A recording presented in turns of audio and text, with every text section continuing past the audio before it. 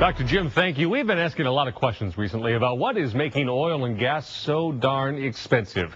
In today's Fox in Focus, a chat with a man who has a little bit of insight. Bruce Vincent is the chairman of the Independent Petroleum Association of America. He lives right here in Houston.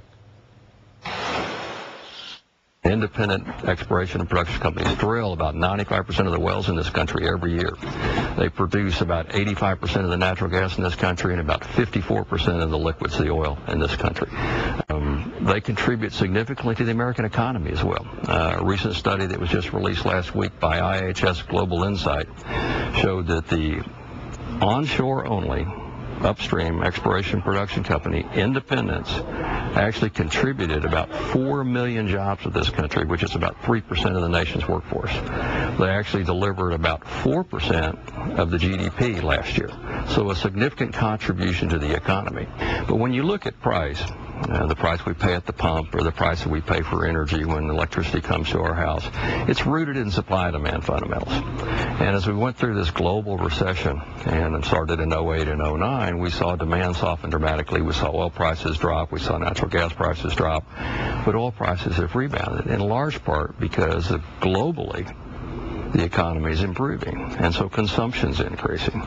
It's accentuated today with volatility in large part for a couple of reasons, primarily the Middle East turmoil. And while it started with Tunisia and then Egypt, people realized that wasn't a big deal. Libya actually exports a lot of oil. That's more important.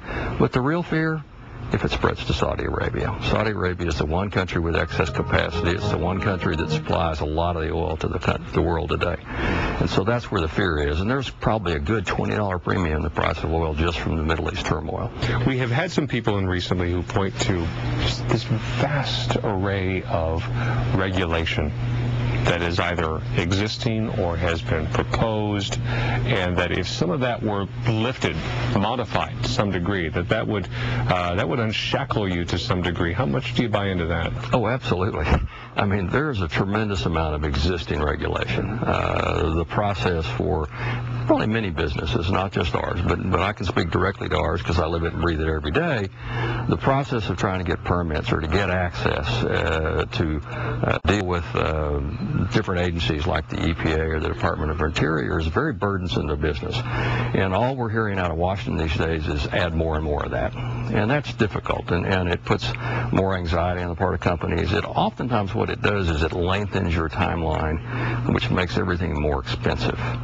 Ultimately, companies learn to live with that and deal with that, but it makes your process of manufacturing, in our case drilling for oil and natural gas, more expensive, which makes the product more expensive, and ultimately the price goes up as a consequence. No, I'm confident that the industry has a safety-first mentality, always has and always will. I do not believe that it was a systemic problem, as some have said. However, I think it's been a good timeout for safety. When there's an accident, it's a good thing to do to take a timeout for safety and relook at what you're doing to be sure that can't happen in your company. I don't think that kind of thing would have happened with most of our companies.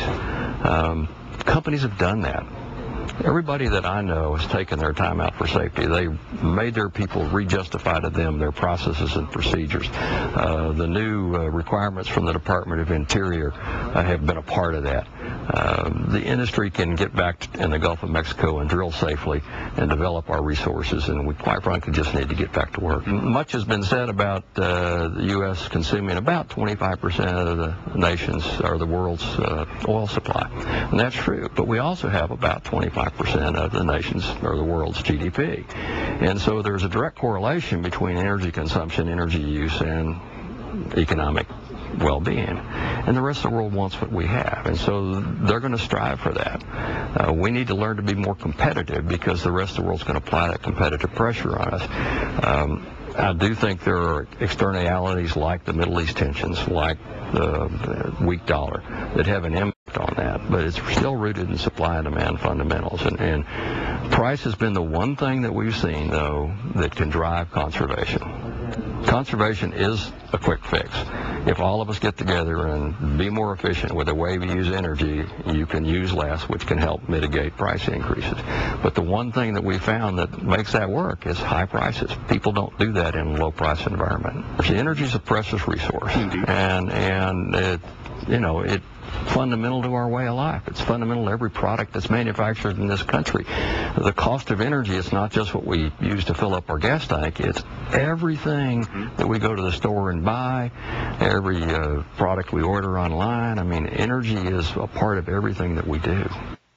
Well, another problem with higher gas prices, it's driving up the cost of things, and that makes it tougher for parents. Procter & Gamble and Kimberly-Clark both hiking up the price of their Pampers and Huggies brand diapers. Coming up, we've got a possible